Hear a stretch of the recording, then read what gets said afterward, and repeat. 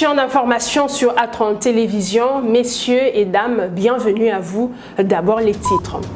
Publication du calendrier électoral ou pas, le plus important demeure le consensus autour du processus électoral, position de la coalition Lamouka à travers Prince Epengue. Et pour le parti en vol de Délice Sanga, la CENI se foufroyait à publier une simple feuille de route assortie des dates soumises à des multiples contraintes qui n'offrent aucune garantie à la tenue des élections dans le délai constitutionnel. Situation sécuritaire à l'Est avec le 3e dialogue intercongolais à Nairobi. On en parle également. 87 délégations dont 11 groupes armés et des membres de la société civile atterrissent déjà à la capitale kenyane. Le tout pour arrondir des angles pour un rétablissement de la paix en RDC. Kinshasa accueille les 9e Jeux de la francophonie en août 2023. Il n'y a plus de doute et tout est mis en œuvre pour la réussite de cet événement. Des assurances d'Isidore Kwanja, directeur national des 9e Jeux. Il est l'invité de la rédaction reçu par Rachel Kitita. Bienvenue à tous et à chacun. Ce journal s'ouvre par la COP27 qui a eu des retombées positives pour la République démocratique du Congo. C'est ce qu'a fait savoir la vice-ministre de l'Environnement des retours à Kinshasa après sa participation à cette conférence tenue en Égypte. Eve Bazaïba était conviée au briefing presse animé par le porte-parole du gouvernement Patrick Muyaya. Reportage signé Meshach Wabeno et Merveille Kitita. La République démocratique du Congo, l'un des pays solutions face aux défis majeurs du changement climatique, a visiblement réussi à faire entendre sa voix à l'issue de sa participation à la 27e conférence des Nations Unies sur le changement climatique en Égypte. Le pays attend désormais récolter des bénéfices, comme l'explique la vice-première ministre, ministre de l'Environnement et Développement durable. La visibilité politique diplomatique que nous avons obtenue et la visibilité environnementale est très importante. Je pense que nous avons obtenu cela. Nous devons nous maintenir.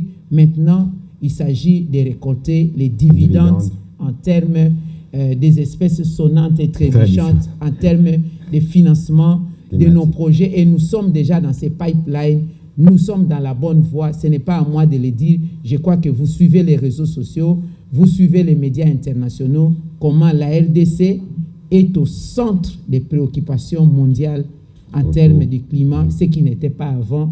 Coup de chapeau donc au leadership au niveau du sommet de l'État. Des accords signés lors de la COP27 aidera la RDC à faire son entrée dans les marchés des crédits carbone. Ce groupe de travail va se focaliser sur les questions de l'énergie, notamment l'énergie renouvelable, j'ai déjà explicité, la conservation et la gestion des forêts, l'agroforesterie qui va aider donc à nous adapter à la nouvelle donne du climat en laissant l'agriculture itinérante sur brûlis, en utilisant maintenant l'agriculture mécanisée, l'agriculture qui ne pollue pas, l'agriculture qui préserve l'environnement. Et nous allons travailler aussi sur les questions de marché des crédits carbone, mettre les forêts en programme et aussi accéder, donc percer ces milieux-là des marchés des carbone. Il y a un marché qui s'organise en Californie, il y a d'autres marchés qui s'organisent ailleurs. Ce sont des marchés fermés. Rappelons que, lors de la clôture de la COP27, le 20 novembre dernier, un accord décisif visant à fournir un financement des pertes et préjudices aux pays vulnérables durement touchés par les catastrophes climatiques a été signé par les participants à ces assises. Toujours lors du briefing, le ministre de la Communication et Médias a annoncé de nouvelles mesures pour assainir le secteur médiatique congolais. Selon le ministre Patrick Muyaya, plusieurs chaînes de télévision recensées n'y répondent pas aux normes requises tant sur le plan administratif que technique. Suivez. Aujourd'hui, nous avons fini le processus du contrôle de l'assainissement que nous avons engagé. Et sur ma table, il ne reste plus qu'à apposer la signature parce que nous avons recensé plus de 260 chaînes de télévision qui ne répondent pas à la norme, souvent, que ce soit au plan administratif, au plan technique ou même au plan du contenu. Mais bon, après, on nous dit le contexte n'est pas celui-là, il y a la guerre à l'Est, est-ce que si vous le faites, les gens iront au chômage? Mais je pense que là, avec le rappel du président de la République, on sera bien obligé d'y aller pour permettre aux chaînes qui sont en règle et qui ne sont pas connectées de l'être. Aujourd'hui, il faut savoir que chaque métier a ses exigences. Si vous voulez travailler à la télévision, vous devez être en mesure de répondre aux normes techniques requises pour ces métiers. Et lorsque vous regardez au plan administratif tous les schémas, avis favorables jusqu'au récépissé, est-ce que cela a été respecté? Bon, il y a eu des choses ou des choix qui ont été faits avant qu'on arrive. Nous avons aujourd'hui réussi à remettre le tout sur la table après les États généraux. Il nous reste des décisions à prendre. Il y aura sûrement des colères, mais je pense que ce seront des décisions qui permettront à certains, en tout cas pour ceux qui voudront continuer à travailler dans les secteurs de médias, à investir davantage pour être sûr qu'ils répondent à la norme. Sinon, on sera bien obligé de fermer Duralex et Lex. Direction la société publique de transport. La nouvelle équipe dirigeante s'est dit confiante de relever les défis qui conditionnent l'implication de tous. C'est l'essence de la nouvelle vision dévoilée par le nouveau directeur général de Transco lors de la cérémonie de remise et reprise intervenue ce lundi. Le reportage est signé Josué Bembazo et Abondance Mazamba. Cérémonie très sobre à la société publique de transport Transco. C'est une poignée de personnes qui prend part à la cérémonie des remises et reprises entre le comité sortant et entrant 12 jours après la nomination par ordonnance présidentielle le 16 novembre dernier. La tradition de passation de pouvoir respectée, les directeurs généraux sortants cèdent devant témoins les fauteuils de commandement. Aussitôt installé, Sifra Mbéré, le nouveau directeur général de Transco, s'est dit confiant de la lourde tâche qui l'attend. Merci, monsieur le secrétaire général, monsieur le directeur des cabinets, monsieur l'excellence, monsieur le ministre des Transports et voies de communication,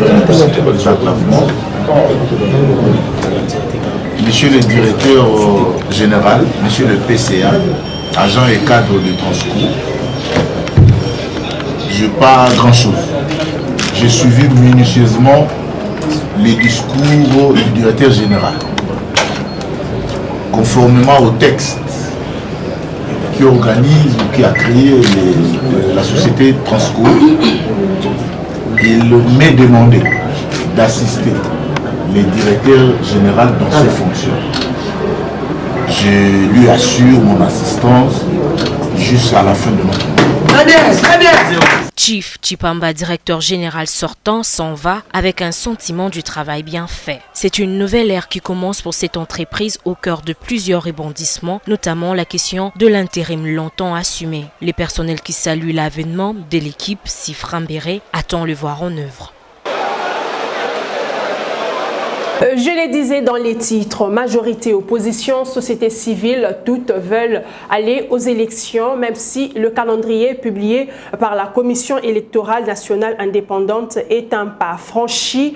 La coalition, la MOUCA, exige un consensus sur certaines questions. Selon Prince Epengue, communicateur, sa formation politique exige la restructuration du bureau de la CENI et le changement de la date du 20 décembre 2023. Prince Epengue s'est exprimé ce mardi dans une interview accordée à Rachel Kitita et Paul Mwinda.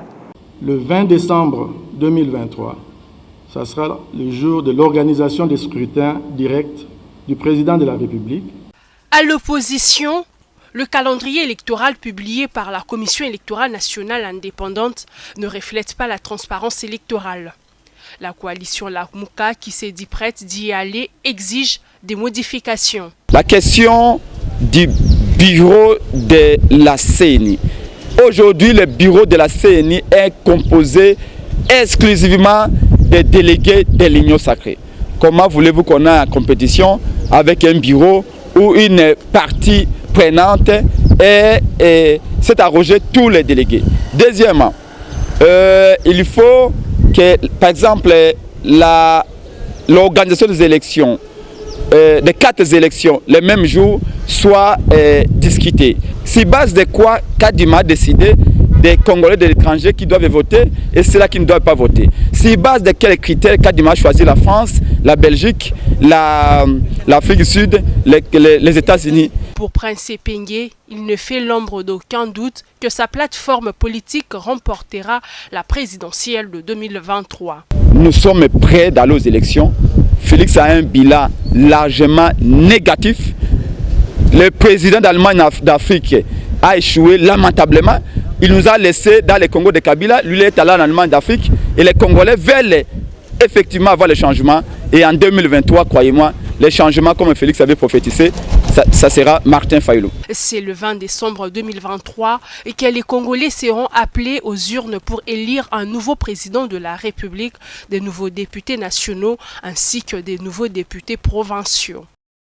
Toujours dans le même chapitre, le calendrier électoral publié par la CENI n'offre aucune garantie du respect du délai constitutionnel. C'est le parti de Deli Sesanga qui l'a dit. Pour le parti en vol, la CENI s'est fourvoyée à publier une simple feuille de route assortie des dates soumises à de multiples contraintes qui n'offrent aucune garantie à la tenue des élections libres et transparentes dans le respect du délai constitutionnel. C'était le lundi 28 novembre au cours d'une conférence de presse. Suivez. Au cours de ces points de presse tenus à son siège national, l'envol dit prendre acte du calendrier électoral publié le 26 novembre dernier par la CENI. Cependant, le parti du député Deli Sesanga relève quelques écueils. La réduction fantaisiste à 100 jours, le délai d'enrôlement par ère électorale contre 120 jours observés lors de précédents cycles électoraux n'est fondé sur aucune amélioration significative de l'infrastructure logistique du pays. Envol souligne que la CENI a omis jusqu'à présent de publier les mesures d'application de la loi sur l'identification des électeurs en vertu desquelles les opérations d'enrôlement et d'inscription sur les listes électorales vont se faire. Pour l'envol, la centrale électorale sera seule responsable de tout dérapage qui pourrait occasionner la non-tenue des élections dans les délais constitutionnels. C'est pourquoi l'envol, conformément aux résolutions de son bureau politique, va s'engager dans le processus électoral, mais tient désormais le président de la CENI et sa composition pour responsable de tout dérapage du processus qui hypothéquerait le respect du délai constitutionnel. Par ailleurs, les partis en vol invitent l'ensemble de la classe politique, la société civile, engagée sur la voie de la recherche des élections libres et démocratiques, à sensibiliser la population dans le cadre de l'opération Télémer la fraude. Yes, merci. Situation sécuritaire à l'est de la République démocratique du Congo. Après la cérémonie solennelle, des parties prenantes affluent la ville de Nairobi au Kenya pour le 3e dialogue intercongolais pour la paix à l'est de la RDC. 87 délégués de 11 groupes armés de la société civile et de communautés ethniques du Nord Kivu, Sud Kivu et du Maniema restent bloqués à Goma depuis 4 jours. On commence à rejoindre Nairobi depuis ce mardi 29 novembre. Le premier groupe d'au moins 37 personnes a décollé ce mardi matin pour Nairobi. Chaque partie prenante s'amène avec un cahier des charges. Les discussions répondront 23 décembre prochain. Dans le même registre, l'appel à la mobilisation pour faire face à l'insécurité à l'Est également suivi par les artistes rappeurs de la République démocratique du Congo. Ils ont animé un concert dénommé Pona Congo Bomoko. Objectif, passer un message de soutien aux FARDC et aux déplacés de guerre. Images et commentaires, James Mouchia. Ils étaient plusieurs musiciens congolais à prester lors du concert Pona Congo Bomoko. Question de passer un message de soutien aux forces armées de la RDC qui se battent au front pour le rétablissement de la paix à l'Est. Du nombre, l'artiste Alèche ou encore le groupe MPR, tous avec un message, solidarité aux populations de l'Est et soutien à l'armée congolaise. Je viens de chanter Boma et Boa. C'est une question qui complique tous les Congolais maintenant. Le pays est agressé. Le M23, on dit les M23 sont paratés, c'est les Rwandais qui nous agressent. C'est M. Kagame à qui nous pointons du doigt directement pour que la paix se stabilise au nord du pays, à l'est du pays plutôt, Nord Kivu, Sud Kivu. Ces initiatives seront désormais multipliées pour l'unité entre artistes, mais aussi entre le peuple congolais. C'est l'heure pour nous Congolais d'être réunis. Parce que la guerre, on ne la gagne pas en étant divisés, mais on gagne une guerre en étant unis comme un seul peuple, où on se dit que nous sommes tous sur la même ligne de front. Que ce soit les militaires, que ce soit le gouvernement, que ce soit nous, que ce soit les associations, que ce soit les mouvements citoyens, nous sommes sur la même ligne de front et nous serons unis jusqu'à ce que nous allons mettre un terme à cette guerre. Les concerts pour Congo Bomoko étaient aussi un moment d'exhibition du talent congolais. Autre chose, un grand centre de formation sortira des terres bientôt dans la province de l'Équateur. L'initiative est privée. Elle est d'Odiane Lokako, présidente de l'ONG Ensemble, luttant pour le sida, mais aussi militante engagée dans la formation et le développement de la jeunesse. Odiane Lokako avait personnellement effectué une mission la semaine dernière dans la province de l'Équateur pour donner les go de travaux. La suite dans ce commentaire. Aéroport de Mbandaka, la présidente nationale de l'ONG Ensemble luttant contre les sida, Odiane Lokako, y a atterri à la tête d'une forte délégation des partenaires de sa structure. Présence remarquée aux côtés d'Odiane Lokako pour cette tournée, les chefs de mission adjoints de l'ambassade des Suisses en République démocratique du Congo, mais également d'autres membres. Objectif de la mission, promouvoir et présenter au monde la belle image de la province de l'Équateur, mais aussi palper du doigt les différentes réalités. En Mbandaka, première étape de cette tournée, la délégation a échangé avec le gouverneur Bobo Boloko après avoir payé les civilités. Daniel Freyofer est le chef des missions adjoints de l'ambassade des Suisses. On va discuter des besoins, des défis que la province a, que la population de Mbandaka a. Et c'est important notamment pour nous, en tant que Suisses, membres de la communauté internationale, de savoir plus, de connaître plus les réalités. Après l'étape de Mbandaka, le village de Bakala, situé à 17 km du chef-lieu de l'Équateur, a constitué la deuxième étape de cette tournée. Sur place, Odiane Lokako a procédé à la pose de la première pierre pour la construction du centre de formation technique et professionnelle pour la prise en charge des jeunes.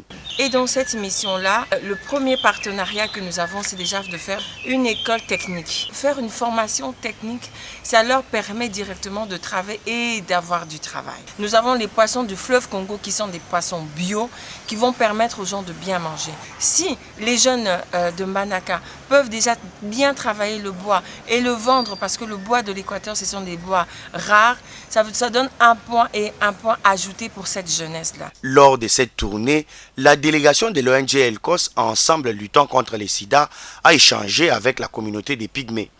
Ils ont rendu une visite humanitaire aux peuples autochtones, communié avec les mamans catholiques de l'archidiocèse de Mbandaka Bikoro, mais aussi visiter les travaux des mausolées de Bakanja Isidore. J'ai annoncé également au sommaire, il y a plus de doute sur la tenue de 9e jeu de la francophonie à Kinshasa, propos d'Isidore Kwadja, directeur national de 9e jeu de la francophonie. Il est l'invité du journal, il a été reçu par Rachel Kitita.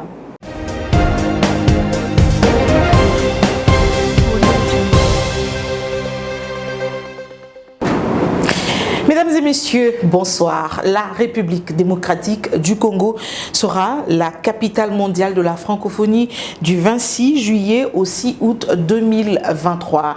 Plus de 80 pays qui composent cette organisation se donneront rendez-vous à Kinshasa parce que le pays de Félix Tshisekedi abritera les 9e Jeux de la francophonie. Les préparatifs vont bon train, nous dit le comité national des préparations de ces Jeux de la francophonie à Kinshasa. Nous avons le plaisir de recevoir le directeur du comité national des 9e Jeux de la francophonie, messieurs Isidore Kwadja Ngembo. Avec lui, nous allons parler donc des préparatifs. La grande question demeure, la République démocratique du Congo est-elle prête pour accueillir ces Jeux l'année prochaine? Monsieur Isidore Kwadja, bonsoir. Bonsoir. Merci d'avoir répondu à l'invitation d'A30 Télévision.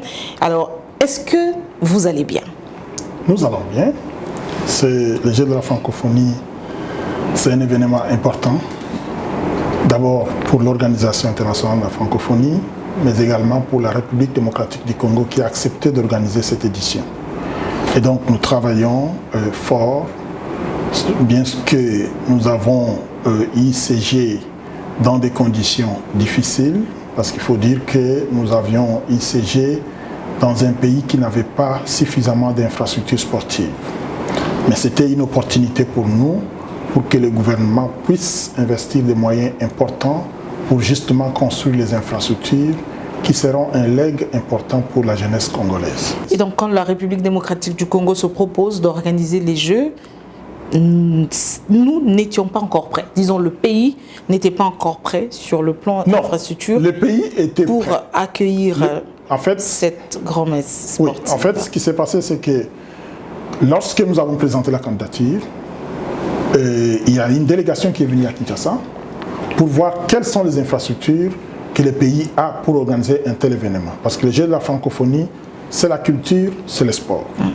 Du côté culture, on a vu qu'il y avait toutes les infrastructures nécessaires parce qu'on a identifié les palais du peuple qui sera mis à profit, on a identifié les musées nationaux, on a identifié les centres Wallonie-Bruxelles, ils ont accepté de mettre ça à notre disposition, on a identifié les centres, l'Institut français, on a identifié l'Académie des Beaux-Arts, on a identifié la place de l'échangeur où il y aura lié le village des partenaires. Pour la culture, on a vu qu'il y avait tous les éléments réunis pour organiser un tel événement. Mais non pour le sport. Pour le sport. Pour le sport, il y avait deux grands stades.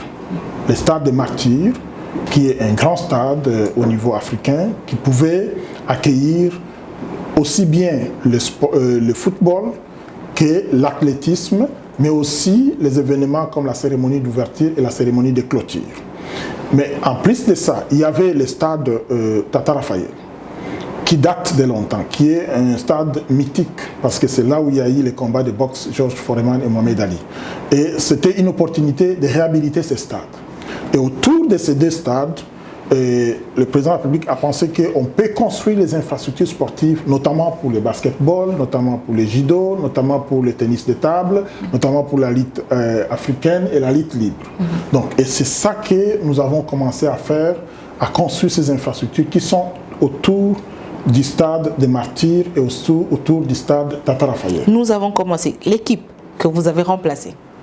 En fait, c'est l'équipe qui a commencé, parce que moi je suis la quatrième équipe, donc le quatrième comité. Pour l'organisation de ces 9e Jeux, ça veut dire qu'il y a un petit souci. S'il y a des changements, c'est qu'il y a eu des soucis, ça c'est clair. Et c'est de là qu'est partie la rumeur qui plane encore jusqu'à aujourd'hui, ou les suspicions sur l'organisation de ces Jeux. Je laisse à chacun d'analyser à sa façon, mais ce que je veux dire, c'est que il y a eu 4 comités qui sont passés avant moi. 3 comités. Et moi, je suis le 4e comité. C'est parce qu'il y a eu justement des petits soucis jusqu'à ce que nous sommes arrivés. Et quand nous sommes arrivés, effectivement, nous avons trouvé la situation difficile. Et nous tenons du bois, nous touchons du bois pour que vous teniez jusqu'à la fin. Oui, nous avons trouvé la situation difficile, mais nous avons travaillé fort. Aujourd'hui, je totalise exactement une année et une ou 2 semaines.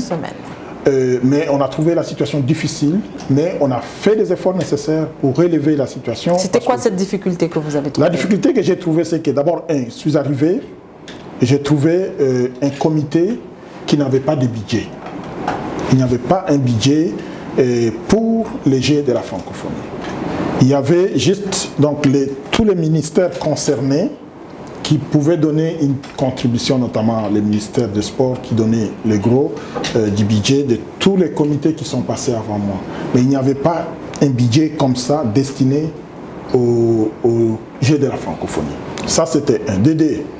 Les contrats qui ont été signés pour la construction des infrastructures n'ont pas suivi les procédures normales qui sont établies dans notre pays. Ce qui a fait que le gouvernement... Pour la passation de marché. Pour la passation de marché. Ce qui a fait que le gouvernement n'a pas débloqué de l'argent pour la suite des travaux. Parce que ceux qui ont signé les contrats précédemment, ils se sont entendus avec les entrepreneurs pour que ceux-ci puissent avancer 30%, qui commencent déjà à préfinancer les travaux et par la suite ils seront payés. Mais cela n'a pas suivi parce que les contrats n'ont pas été négociés dans des termes très clairs. Le gouvernement n'a pas payé.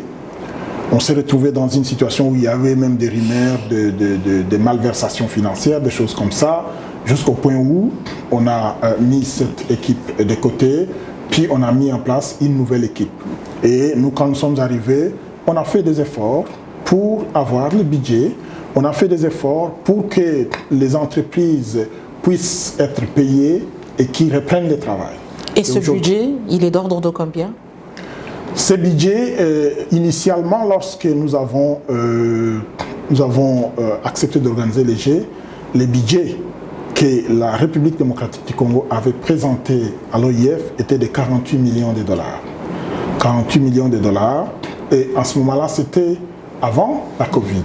Exact. Et lorsque nous sommes arrivés avec la Covid, il y a eu une augmentation des prix sur tous les plans, et puis même l'importation de certains produits et tout ça, ça prend beaucoup de temps et tout ça. On a revu ces budgets à la hausse, à la hausse ensemble avec le comité international du jeu de la francophonie, parce qu'on a travaillé ensemble, je me rappelle encore, c'était au mois de décembre 2021, et quand la mission est arrivée ici, on a passé en revue rubrique par rubrique, nous sommes arrivés à un budget de 66 900 000. 66 900 000, c'est 20 millions pour le budget opérationnel et 46 900 000 pour le budget d'investissement.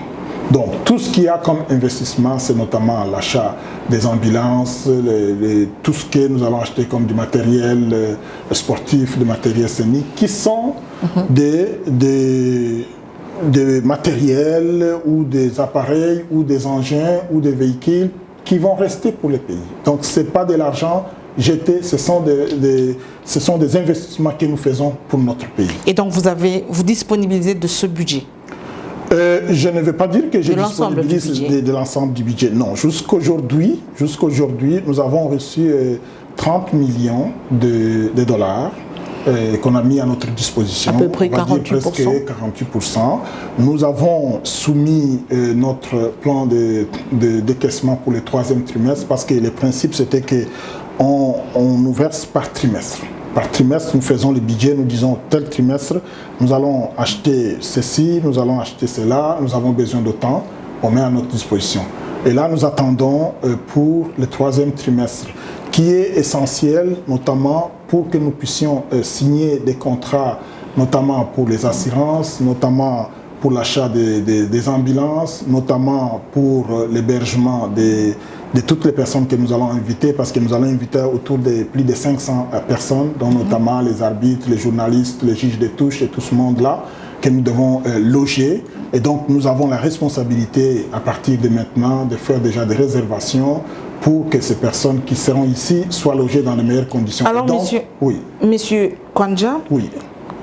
Qui va financer ces 66 900 000 dollars américains et qui a déjà financé ces 30 millions dont vous avez déjà en poche, encaissé? Quel est le quota réservé à la RDC et le quota réservé à l'organisation de la francophonie? Généralement, la francophonie va apporter sa contribution dans les budgets organisationnels, qui est de 20 millions. 20 millions. Et dans les budgets d'investissement, ça, ce sont des investissements que le pays est en train de faire parce que ça va rester dans son pays. Donc ça, c'est le gouvernement congolais qui prend en charge à 100% tout ce qui touche les investissements. Okay. Et donc, au jour d'aujourd'hui, ce que nous avons reçu, c'est seulement la quote-part du gouvernement congolais, les 30 millions dont je parle maintenant. Donc, nous n'avons pas encore reçu un seul dollar de l'Organisation internationale de la francophonie. C'est une obligation pour la francophonie de... en fait, c'est une obligation. C'est une obligation dans le sens que... Il peut y arriver un moment que l'organisation dise, mais la RDC peut continuer à financer. Non, non, c'est parce que tous les pays qui se sont inscrits pour participer au 9e Jeu de la francophonie doivent apporter leur contribution. Okay. Tous les athlètes qui viendront dans le cadre des Jeux de la francophonie doivent apporter leur contribution. Généralement, c'est le gouvernement de leur pays qui paye, donc à l'ordre de 400 dollars par athlète. Mais il y a aussi les contributions que les États, tous les États qui qui ont souscrit, donc qui ont exprimé l'intention de venir à Kinshasa. Mais il y a aussi, on demande, parce que ce sont les Jeux de la solidarité, il y a aussi la possibilité que d'autres États puissent faire des dons ou des investissements ou apporter un soutien soit matériel, soit financier, soit humain pour la bonne organisation de l'événement. Monsieur Kwanja Isidore Ngembo, directeur du comité national des 9e Jeux de la francophonie, merci beaucoup d'être passé sur les antennes de A30 Télévision. Commentez donc cette organisation, les préparatifs de cette grande rencontre au niveau de la francophonie à Kinshasa. On a terminé. Un tout dernier mot à adresser à tous ceux qui nous suivent, mais également tous ceux qui auront l'occasion de vous suivre et les pays qui participeront à cette organisation l'année prochaine. Voilà, le premier message, c'est à nos compatriotes congolais. Nous avons une occasion d'organiser cet événement et de le faire de la manière la plus juste, la plus appréciée de tous les autres pays membres de la francophonie. Parce que nous en avons les moyens et nous avons la possibilité, la capacité de le faire. Ce que je vais juste demander à la population, c'est que c'est un événement national pour notre pays, pour l'image de notre pays, qui va ouvrir notre pays au monde, le voir autrement que qu'est-ce que les gens ont comme image de notre pays. Mais tout cela va dépendre de comment nous allons nous comporter vis-à-vis de toutes les personnes qui vont arriver. Nous devons être des citoyens patriotes qui aiment leur pays, qui aiment montrer une bonne image de leur pays. Et à la communauté internationale ou aux membres de la francophonie, je leur lance un message d'appel. Qu'ils viennent ici à Kinshasa parce que l'année prochaine, ça sera un événement important pour notre pays, pour la francophonie, et nous sommes en train de travailler sérieusement pour accueillir ces athlètes, pour accueillir ces délégations officielles ici à Kinshasa. Merci beaucoup et on espère vous retrouver sur nos antennes, vous recevoir encore prochainement s'il y a évolution de la situation, et en tant que Congolais, on vous souhaite très bonne chance pour que cette organisation ne nous échappe pas. Non, surtout pas ça. Surtout pas ça. Merci à vous de nous avoir suivis. La prochaine édition, c'est demain avec un nouvel invité.